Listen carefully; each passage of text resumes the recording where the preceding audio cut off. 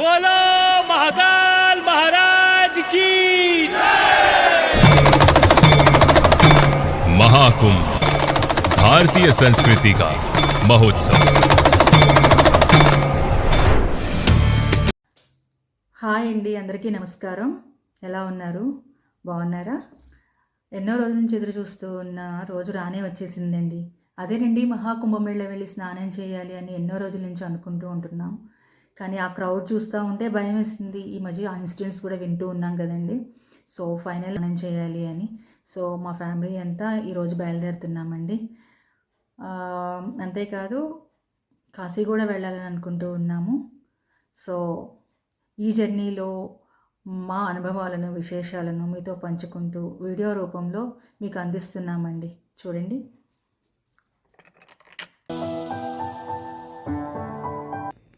అందరికీ తెలిసిన విషయమేనండి, ఫ్లైట్లు, ట్రైన్స్, బస్సులు సకాలంలో అందుబాటులో లేని కారణంగా మా ప్రయాణాన్ని మా కారులోనే కొనసాగించాము. ఈ ప్రయాణం చాలా దూరంతో కూడుకున్నది కాబట్టి పిల్లలు అలసిపోకుండా రెస్ట్ తీసుకుంటానికి వీలుగా మా కారు మిడిల్ రోని బెడ్డుగా ఏర్పాటు చేసుకున్నాము. మా వారు కార్ డ్రైవ్ చేస్తున్నారండి.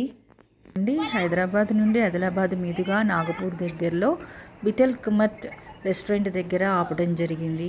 అక్కడ అంబియన్స్ అంతా చాలా బాగుంది. మేము అక్కడ కొంతసేపు రెస్ట్ తీసుకొని రిఫ్రెష్ అయ్యామండి. పిల్లలు కూడా కాసేపు ఎంజాయ్ చేశారు. ఆ తర్వాత అందరం భోంచేసాము. ఫుడ్ చాలా బాగుందండి.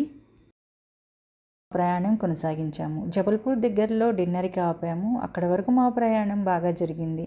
ఆ తర్వాతే ట్రాఫిక్ కష్టాలు మొదలయ్యాయండి.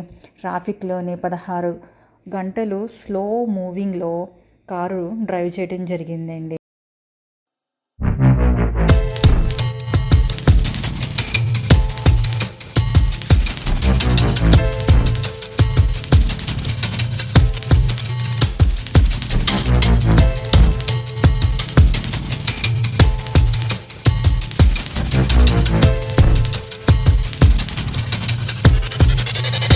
ప్రయాగరాజ్కి 20 కిలోమీటర్ల దూరంలో ఉన్నామండి ఇప్పుడు.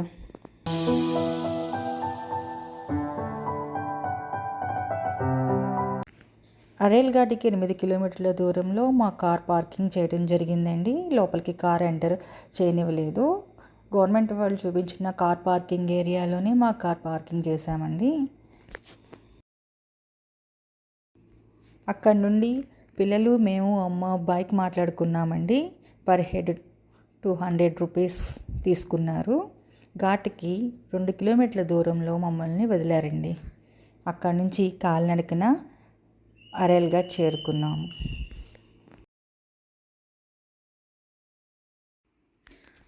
దారిలో రోడ్డుకి ఒక వరుసలో టెంట్ సిటీస్ ఉన్నాయండి. అంతేకాదు కాటేజెస్ కూడా అవైలబుల్ ఉన్నాయి. చాలామంది విఐపీస్ ఆ కాటేజెస్లో స్టే చేస్తున్నారు. నాకు తెలిసి ఆ కాటేజెస్ చాలా కాస్ట్లో ఉంటాయి అనుకుంటండి. అంతేకాదు కొంతమంది సాధువులు, గురువులు మంత్రాలతో చాటింగ్ చేస్తూ ఉన్నారండి. కనబడేది త్రివేణి సంగమం. వచ్చేసామండి త్రివేణి సంగమానికి.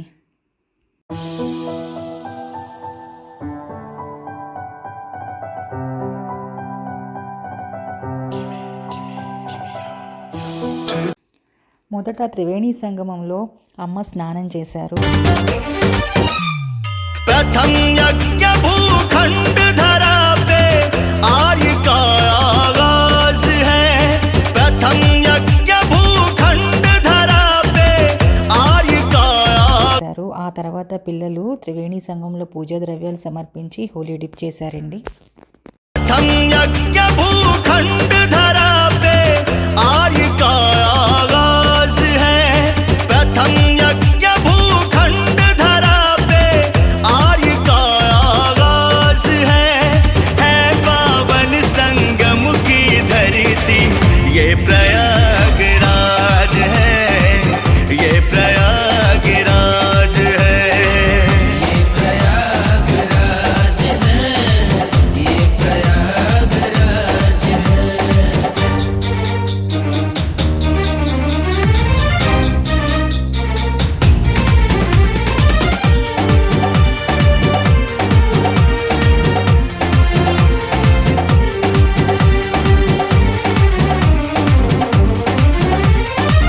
कण कण में भगवान बसे हैं, पग पग स्वर्ग से धाम यहाँ।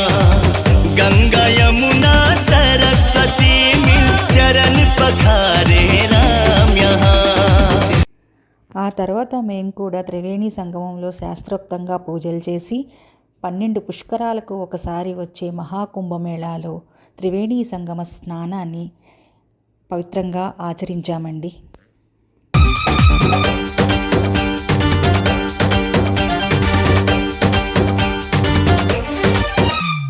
प्रथम यज्ञ भूखंड धरा पे आर्य का आगाज है।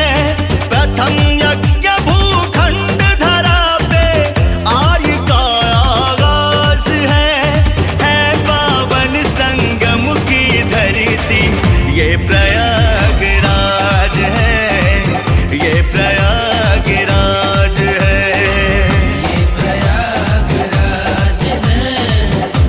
ఇవండి మా ప్రయాగరాజ్ మహాకుంభమేళా విశేషాలు. నెక్స్ట్ డే కాశీకి ప్రయాణమయ్యాము. ఆ విశేషాలను నెక్స్ట్ వీడియోలో మేము ముందుంచుతానండి.